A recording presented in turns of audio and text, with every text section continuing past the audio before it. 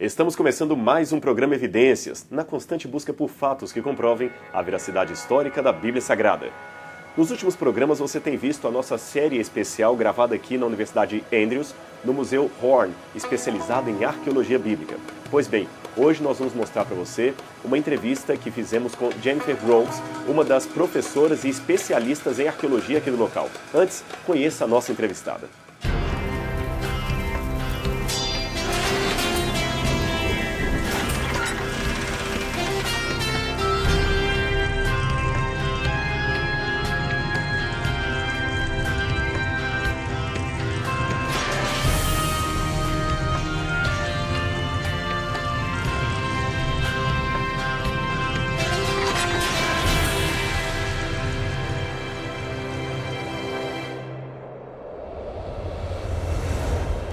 Essa é a Jennifer Grover. Ela tem mestrado em Estudos do Oriente Médio pela Universidade do Arizona e na Andrews trabalha como supervisora de campo no sítio arqueológico de Tal Jalul, na Jordânia.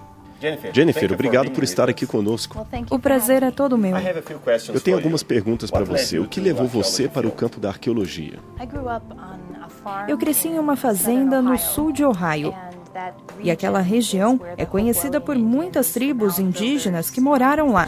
Eles são conhecidos por ter vivido naquela região. Então, na nossa fazenda, nós achávamos alguns artefatos quando eu era criança e às vezes achava uma ponta de flecha ou algum tipo de outra ferramenta de pedra.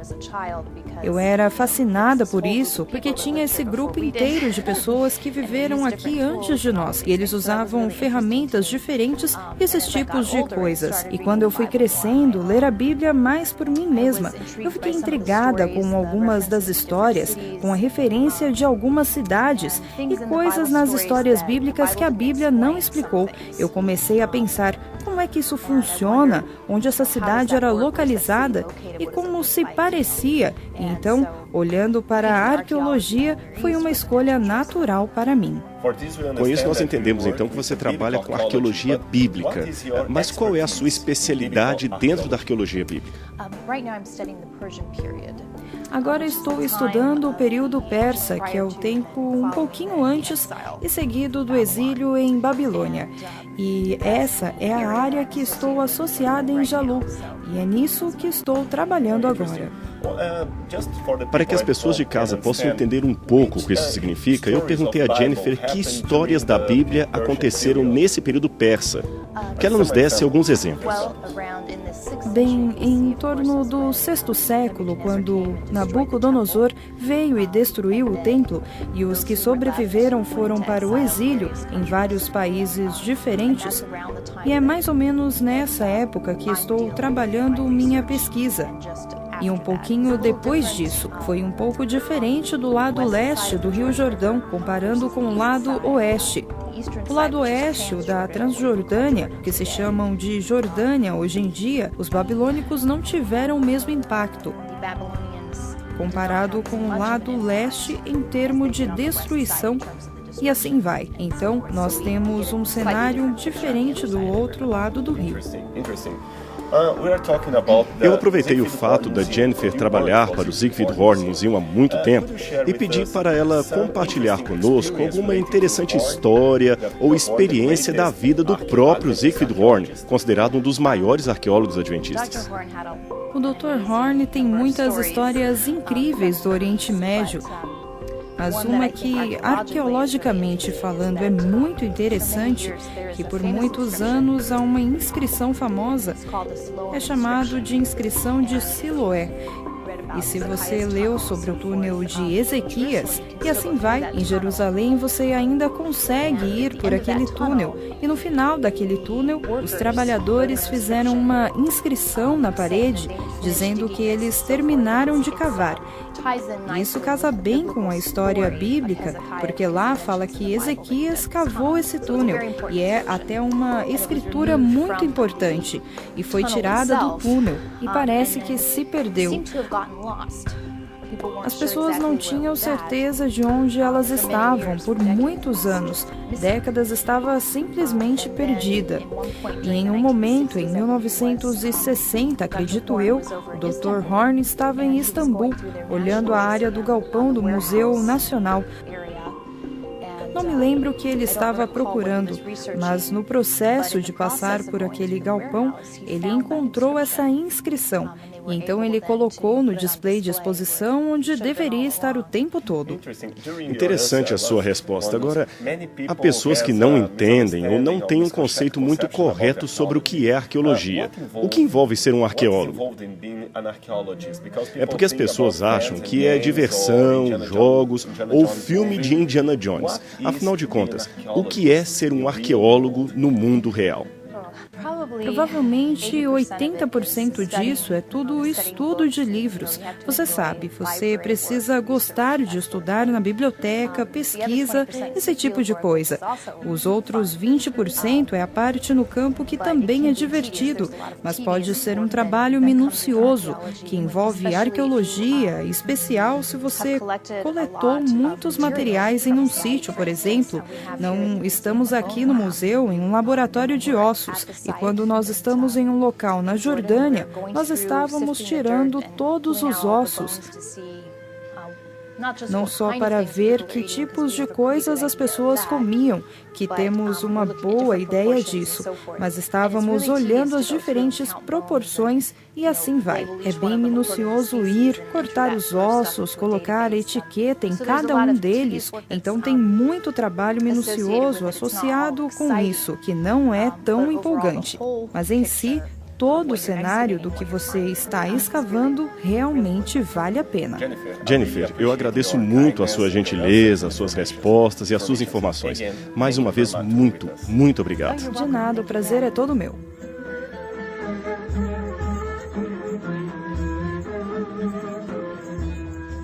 Você gostou da entrevista com a professora Jennifer?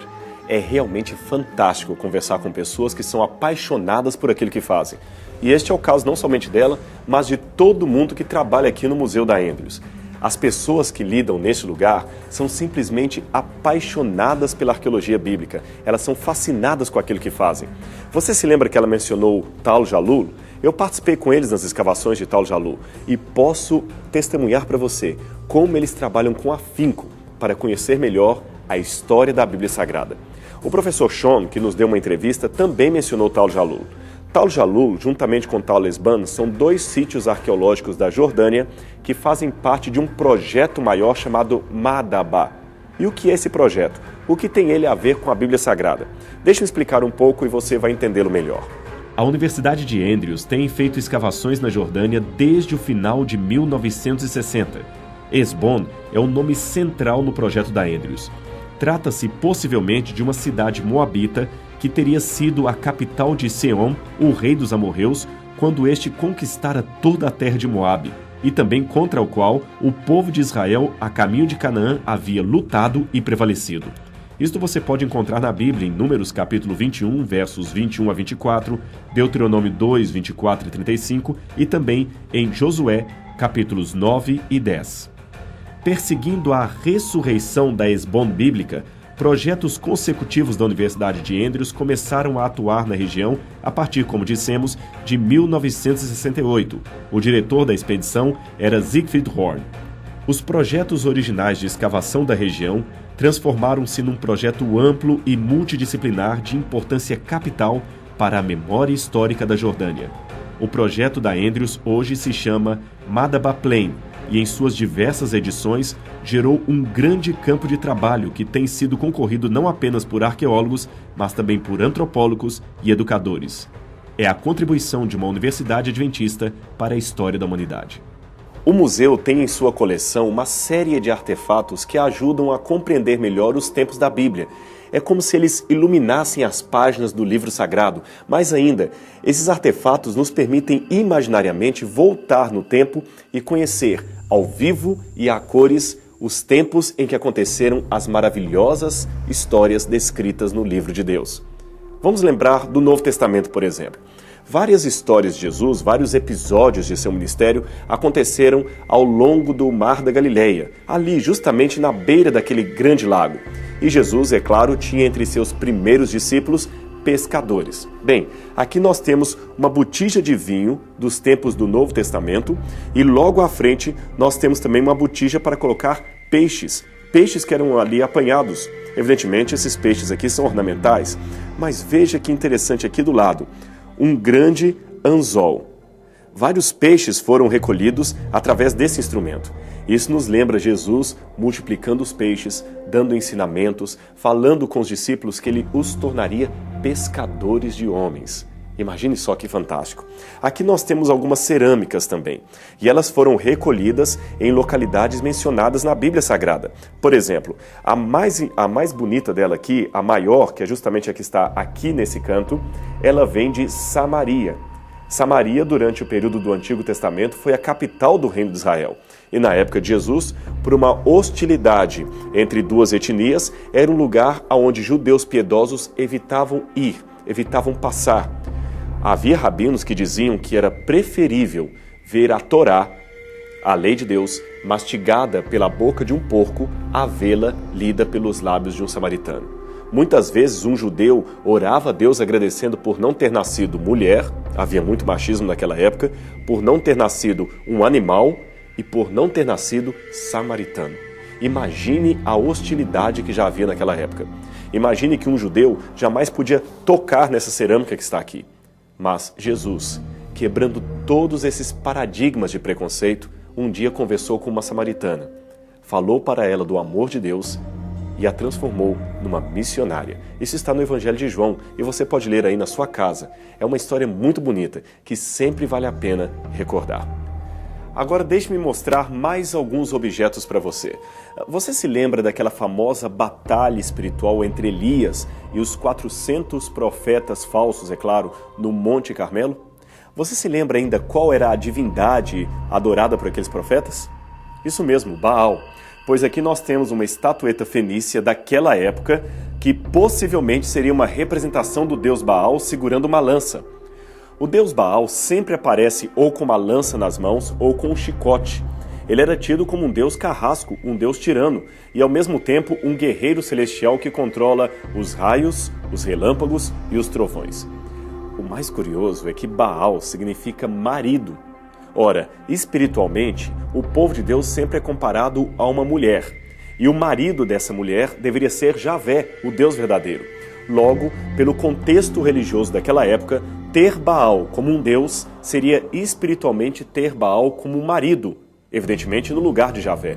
Por isso, a adoração a outros deuses era, entre outras expressões, colocado como uma verdadeira traição, um adultério espiritual. Escolher Baal ao invés de Javé não era uma coisa muito inteligente que os antigos hebreus pudessem fazer, mas infelizmente muitos cederam à tentação da idolatria. Mas há outros artefatos aqui e eu quero continuar mostrando para você. Aqui nós temos um muito interessante. Trata-se desse ossário, também conhecido como ossuário e datado da época de Cristo. Esta caixa de pedra era comumente usada pelos judeus da época para guardar ossos de pessoas que haviam morrido. Pelo tamanho dele, você vê que uma criança certamente foi sepultada aqui.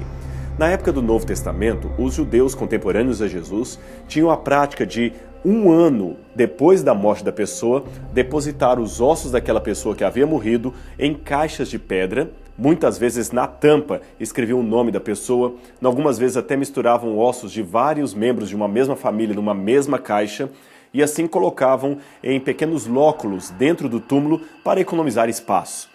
Isso nos ajuda a compreender algumas situações do Novo Testamento. Em primeiro lugar, diz que Jesus foi sepultado no túmulo de José de Arimateia, aonde, abre aspas, nenhum homem havia ainda sido colocado, ou seja, o túmulo era novo e nenhum osso tinha sido depositado, nenhum ossário tinha sido guardado ali.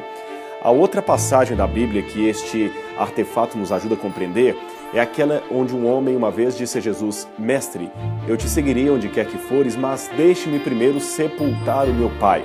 Ora, Se o sepultamento, este ato de colocar os ossos dentro da caixa de pedra, ocorria apenas 1 ano, no mínimo, depois da morte do indivíduo, é lógico que, diferente do que a leitura apressada nos daria a entender, aquele jovem não estava dizendo para Jesus: "Ah, mestre, o meu pai está no velório ali, deixe-me só sepultá-lo hoje à tarde e amanhã eu te sigo." Não era nada disso. Possivelmente o pai daquele jovem estivesse morto ou nem morto, talvez estivesse vivo. Em ambas as situações, o que ele estava pedindo era para que o seu pai primeiro morresse e depois de 1 ano ele pudesse retirar os ossos do pai, aí sim estar livre para seguir a Jesus. Ou, na hipótese do pai já haver morrido, esperar também cerca de 1 ano para tirar os ossos, porque essa era a obrigação do filho mais velho, colocar numa caixa como esta e aí então seguir a Jesus. Isso também nos explica a resposta que Jesus deu àquele homem: deixe os mortos, o ato de sepultar os seus mortos. Porque no dia em que os ossos eram colocados dentro de uma caixa desta, costumava-se dizer que o falecido ou o morto finalmente encontrou seus mortos. Quanta coisa podemos aprender apenas com uma caixa de pedra do primeiro século, não é mesmo? Aqui temos 2 distintos períodos da historiografia bíblica representados por 2 tijolos. O da frente, mais recente, da 10ª Legião Romana, da época do Novo Testamento. E o de trás, mais antigo, um tijolo babilônico, da época de Daniel, que contém inclusive o nome de Nabucodonosor. Mas para fechar esta sessão, esta parte da galeria aqui, ainda tem mais alguns artefatos que eu gostaria de mostrar para você. Na parte de baixo dessa prateleira aqui, nós temos uma máscara mortuária de argila. Esta máscara mortuária pertenceu ao povo filisteu, isso mesmo, o mesmo povo filisteu que uma vez contratou um gigante chamado Golias para combater Israel. Esse tipo de máscara mortuária, também encontrada entre os fenícios, era colocada numa espécie de tonel de argila e o corpo do indivíduo que havia morrido era ali dentro colocado e sepultado. Esta prática vem desde o período cananita, desde o período em que os hebreus ainda estavam ocupando o território do que hoje chamamos de Israel. Mais acima aqui, nós temos lâmpadas de vários períodos. Por isso você pode perceber que as lâmpadas são de formatos distintos. Nós temos lá no fundo uma lâmpada bizantina e mais à frente aqui 2 lâmpadas do período do ferro, datadas da época de Josué, da época da ocupação dos hebreus da terra de Canaã. O que nos chama a atenção nessas lâmpadas é que elas ainda trazem na ponta a marca do queimado, mostrando que realmente elas foram feitas para brilhar, para iluminar o ambiente onde estavam. E mesmo depois de anos, séculos, milênios debaixo da terra, elas ainda deixam claro para qual razão elas foram fabricadas, para iluminar. Isso nos faz pensar espiritualmente que nós também somos, como disse Jesus, uma lâmpada para iluminar o mundo. E a nossa função é brilhar para a honra e glória de Deus. Mas eu não gostaria de fechar esta parte do nosso programa sem mostrar um último artefato muito curioso para você, especialmente por causa da relação com a arqueologia bíblica e a forma como ele foi encontrado. Então, venha comigo numa outra sessão, numa outra galeria do museu, que eu quero mostrar esta peça e comentá-la com vocês.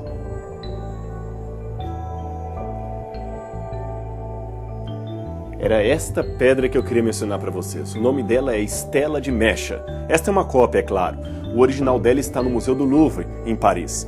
Quem a encontrou foi um missionário anglicano chamado Frederick Klein, em 1868. Ele estava servindo como missionário, um médico missionário, entre os beduínos que viviam na Jordânia. Acontece que quando ele viu a pedra que aqueles beduínos haviam encontrado e estavam guardando ali, ele, reconhecendo que aquilo tinha um grande valor histórico, ficou entusiasmado pela peça. Mas tão entusiasmado que os beduínos, que eram analfabetos e não entendiam a importância daquilo, entenderam que ali dentro poderia ter ouro. Então sabe o que os beduínos fizeram? Quase uma verdadeira tragédia para a história da humanidade. Eles iam destruir um tesouro da humanidade. Eles pegaram a pedra, jogavam no fogo e quando ela estava numa temperatura altíssima, eles colocavam água fria por cima e depois repetiam o processo. Colocavam no fogo e na água fria. É lógico que a alternância de temperatura fez com que a pedra se partisse em vários pedaços. Ela se quebrou todinha e quase que esse tesouro da humanidade ficou perdido. Ainda bem que não ficou por 2 razões. Primeiro, porque o missionário teve o cuidado de, antes que eles colocassem a pedra no fogo, pegar um papel seda e com um giz de cera puxar todo um decalque da inscrição que ela continha. Em segundo lugar, porque ele recolheu todos os pedaços que pôde e os enviou ao seu amigo, o professor Ganot, da França. Ganot tinha a capacidade de ler línguas antigas, e Ganot decifrou que aqui estava uma história mencionada na Bíblia no livro de 2 Reis, a história onde o rei Mecha enfrenta numa batalha um dos reis bíblicos, ali mencionado na Sagrada Escritura, no livro de 2 Reis.